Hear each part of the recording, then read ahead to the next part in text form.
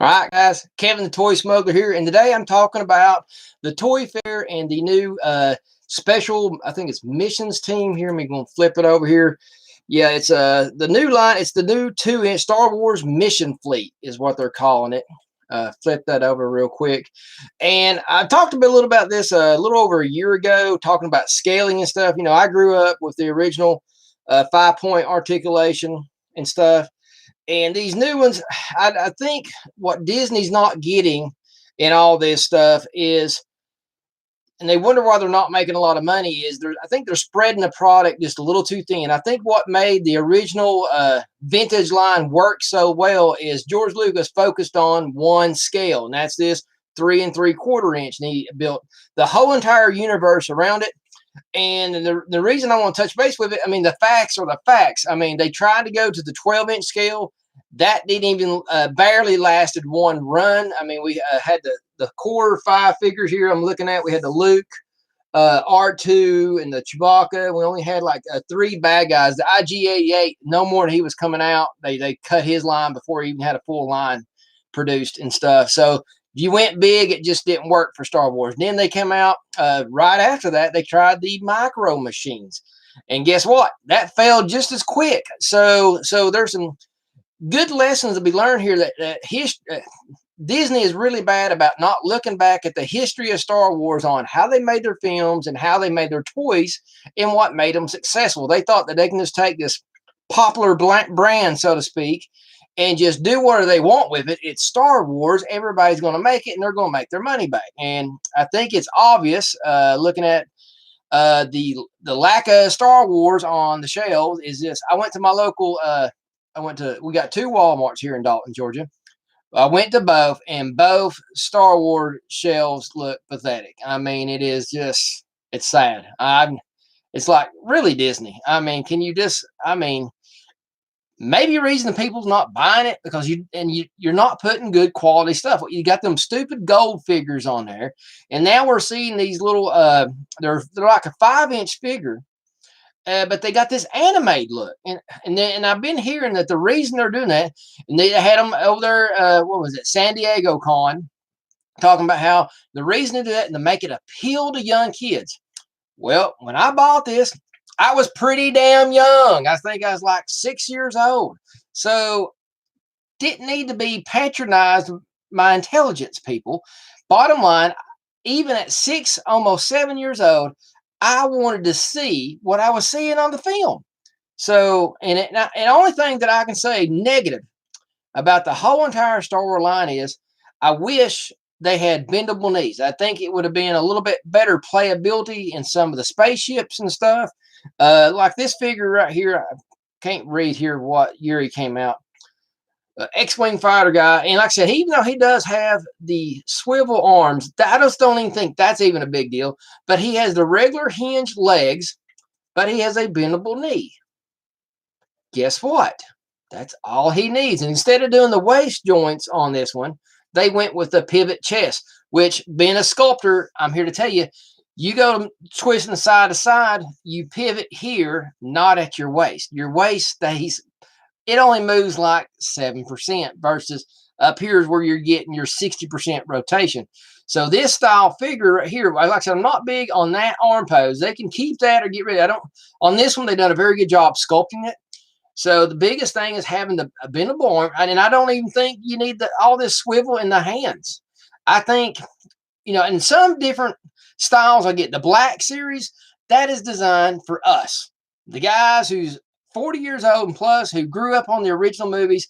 We like seeing that 6-inch scale, and I ain't gonna lie, guys, I was against that scale for the first good 2 years. I mean, it really, until the new movies came out, I didn't really break into that scale, and I really like that scale, and I think that scale deserves the hyper articulation. But this scale here, I think you can get away with, say, we got the knees here, that's 2.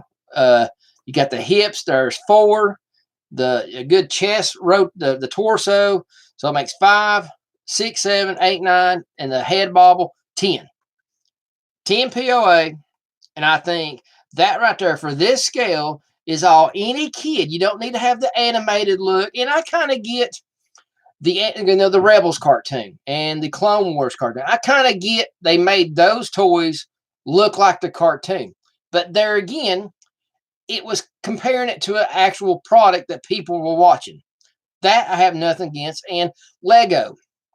I'm not a huge fan of Lego, but at the same time, Lego is its own thing. I mean, it's its own icon and stuff like that. So if to put a Star Wars in that, you got to take that Star Wars and fit it in that mode. But creating these little fleet mission guys and this animated looking kind of characters that's not in the scale with the Clone Wars or the Rebels or the old stuff or nothing. I mean, they're just their own little oddity. And I'm here to tell you, guess what, folks? They are sitting on the shelves at Walmart. They are sitting on the shelves in Target. No one's buying that crap. And then you go to the Disney stores, and here's another infamous scale that no one's buying. You go to Disney. I'm up there this past Christmas trying to find a Mandalorian figure. And guess what I did not find at 2 different Disneys? A Mandalorian. All I seen was stupid Baby Yoda t-shirts and posters. Really, people. Disney, yes, I think the whole Baby Yoda thing or the child, whatever you want to call it, I think that was a great storyline, but give it a rest. You're turning into the achy breaky song at this point. I mean, you found something that a lot of people like, and you're just going to go dig it until you can get all the little pennies you want out of it.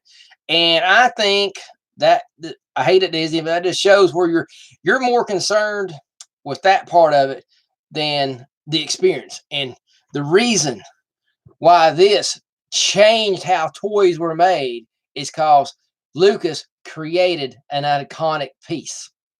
He done it with an iconic story.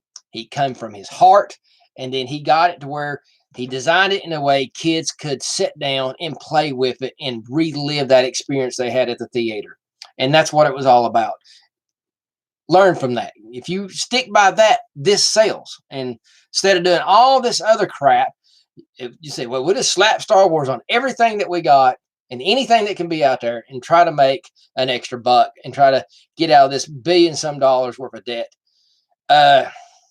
It's sad. I really hate it because I think if they would just make a decent 10.A figures for the cool ships, that makes the kids happy, and it really makes us happy because trust me, as much as I love the Black Series, I got one of those big TIE fighters. Yes, the big, yeah. Dang, that's a big old box. Even if you take it out of the box, you can't just hang that up with fishing line. You're gonna have to hang it up with wire. So I got the Stormtrooper and Dubak over here. I got the Land Speeder. And the Snow Speeder. I think after the Snow Speeder, anything bigger than the Snow Speeder, it just takes up too much real estate out here.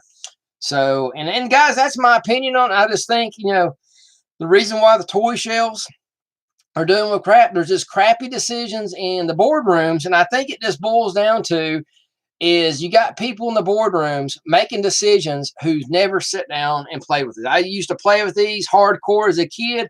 I've been collecting them now for over 25 years.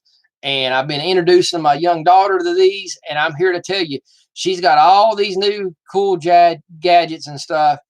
And like I said, if you look over here at the corner, I'm going to try to get the camera here. So excuse me if this gets a little crazy. Just going to try to point this, trying to show you. Boom. See that in that corner? You got that basket right there is full of vintage He-Man and Star Wars. And you got the Ewok Village and stuff. She likes the classic stuff, people. Yes, that's right. A new kid loving the classic stuff. So what does that tell you, folks?